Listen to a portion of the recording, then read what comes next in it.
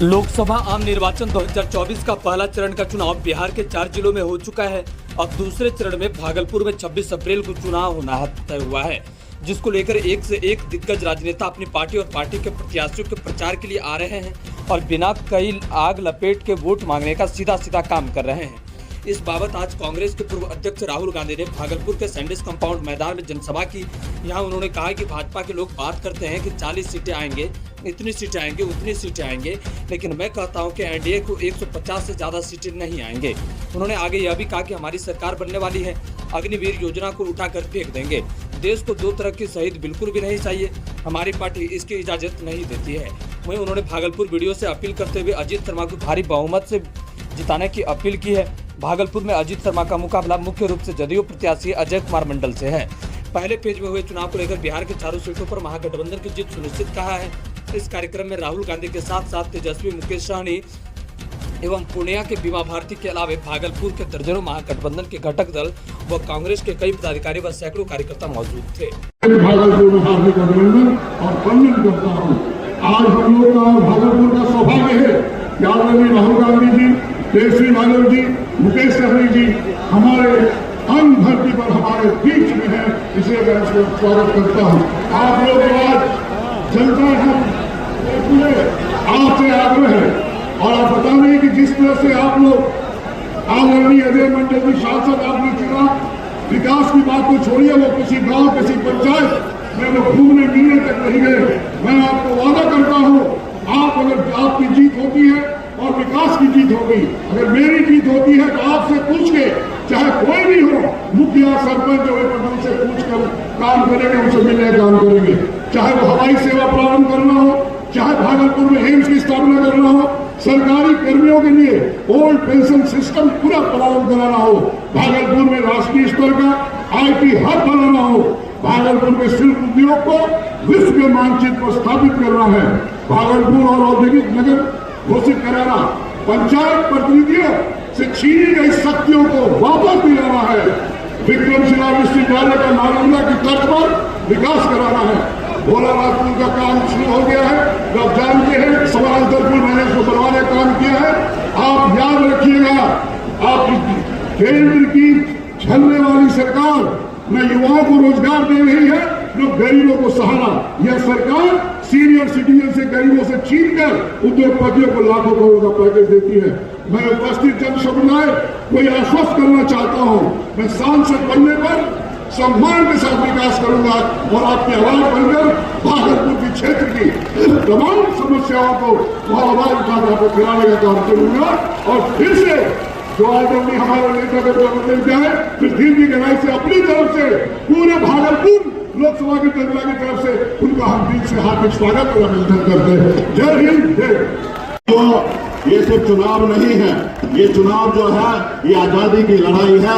जैसे आपके पूर्वज और हमारे पूर्वज ने इस देश को आजादी दिलाने के लिए संघर्ष किया, लड़ाई लड़ा, उसी तरीके से ये देश में ये जो चुनाव है ये आजादी दिलाने की चुनाव है। साथियों, ये चुनाव इसलिए आजादी दिलाने की है क्योंकि हमारे बाबा साहब भीमराव अम्बेडकर ने जो हमें संविधान बना के दिया, जिसके कारण गरीब, पिछड़ा, दलित सभी लोगों को अधिकार मिला। आज इस समय में ऐसे सरकार आ गए हैं जिसको बदलने की बात कर रहे हैं। साथियों, इसलिए तमाम हमारे युवा साथी सभी से आग्रह है कि मजबूती से लड़ाई लड़िए, संघर्ष कीजिए और खास करके बीजेपी पार्टी के जितने भी यहाँ पे नेतागण है, जो हमारे कार्यकर्ता है, आप सभी से आग्रह है कि आपने हाथ में गंगा जल लेकर संकल्प लिया है कि अपने हक अधिकार के लिए, अपने आने वाले पीढ़ी के बच्चे के भविष्य के लिए हम संघर्ष करेंगे। तो ये समय आ चुका है 2024 में परिवर्तन लाने का। साथियों, आज देखिए हमारे देश के माननीय प्रधानमंत्री नरेंद्र मोदी जी 75 साल की उम्र हो गए, उसके बाद भी देश के लोगों से तीसरी बार मौका मांग रहे। और एक तरफ हमारे पास योजना जो लाए, अग्निवीर योजना, जिसमें 18 साल में आइए और 22 साल में रिटायर हो जाइए। आप बताइए, ये देश के गरीब युवा का सरकार है, ये सही गरीब युवा सरकार नहीं है। ये युवा को रोजगार, बेरोजगार रखने की सोच रहे हैं और अपने आप को 75 साल के बाद भी प्रधानमंत्री के चाह रख रहे हैं। इसलिए साथियों, पूरे देश में हवा बह चुका है। आपने कल देखा कि किस तरीके से चारों का चारों सीट पर मजबूती से हम लोग बिहार में जीत रहे हैं और इसी तरीके से पूरे देश में मजबूती से हमारा इंडिया गठबंधन का सरकार बन रहा।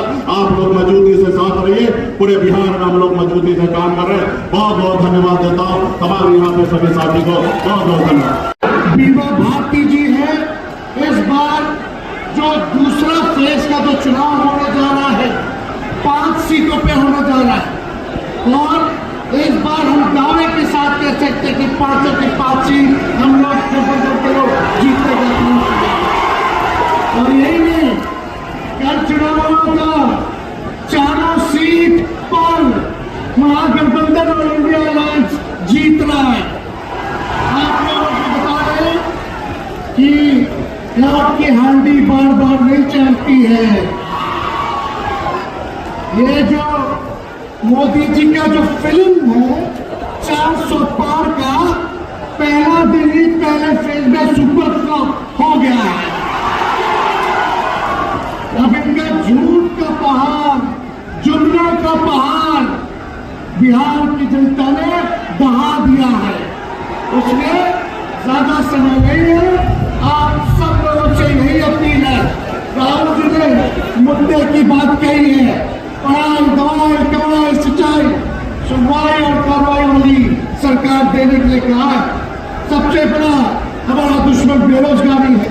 हम लोग नौजवानों को नौकरी और रोजगार देने की बात कर रहे हैं, महंगाई खत्म करने की बात कर रहे हैं, लेकिन भाजपा के लोग नफरत चलाने का काम कर रहे हैं, समाज को बांटने का काम कर रहे हैं। हम लोग कलम दे रहे हैं, वो लोग तलवार दे रहे हैं।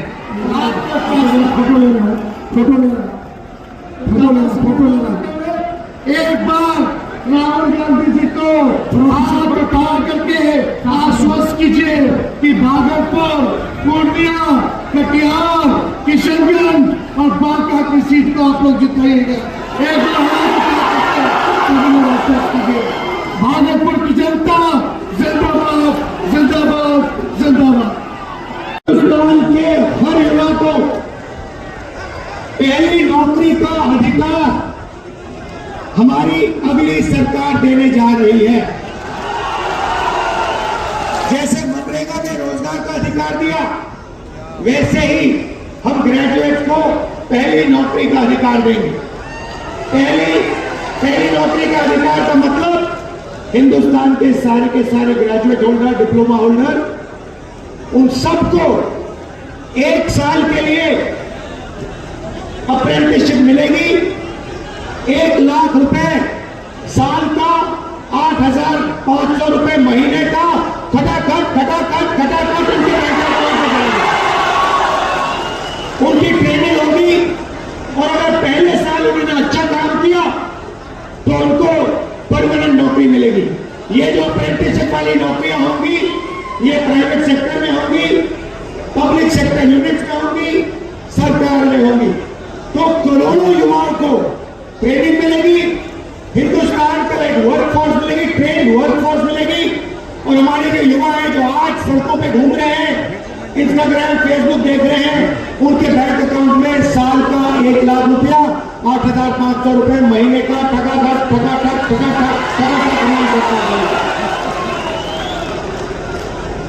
आपने देखा होगा किसान नरेंद्र मोदी के खिलाफ खड़े हैं। वो गलत कानून लाए, किसानों के खिलाफ काले कानून लाए, किसान खड़े हुए, इंडिया गठबंधन वाली पार्टी खड़ी हुई और नरेंद्र मोदी को वो कानून रद्द करने पड़े। अब हम किसानों को 2 गारंटी दे रहे हैं। सबसे पहले अगर नरेंद्र मोदी अरबपतियों का कर्जा माफ कर सकता है तो कांग्रेस पार्टी किसानों को कर्जा माफ करने जा रही है। इंडिया गठबंधन कांग्रेस के साथ कर्जा माफ करने जा रहा है। और दूसरा, बाकी लोगों को अपने प्रोडक्ट्स के लिए सही दाम मिलता है। बड़ी बड़ी कंपनियां मार्केट में जो भी बेचती हैं उन्हें सही दाम मिलता है, किसान को सही दाम नहीं मिलता। किसान सिर्फ मिनिमम सपोर्ट प्राइस अपने अनाज के लिए, धान के लिए सही दाम मांग रहा है। हम हिंदुस्तान के किसान को गारंटीड कानूनी मिनिमम सपोर्ट प्राइस देने जा रहे हैं। के लिए, शुगर केन के लिए market rate minimum support price मिलेगी। हिंदुस्तान के किसी युवा को नहीं अच्छी लगती। जैसे ही हमारी इंडिया गठबंधन की सरकार आएगी, ये अग्निवीर योजना को उठा के हम बाहर फेंक देंगे, खत्म कर देंगे। इसकी कोई जरूरत नहीं है। हिंदुस्तान को दो तरीके के शहीद नहीं चाहिए, एक शहीद चाहिए, एक तरीके का शहीद चाहिए। शहीद का दर्जा सबको मिले, पेंशन सबको मिले, कैंटीन सबको मिले, तो अलग अलग तरीके के जवान नहीं चाहिए हमें। इसलिए अग्निवीर योजना को उठा के फेंक देंगे, जैसे पहले होता था वैसे करेंगे।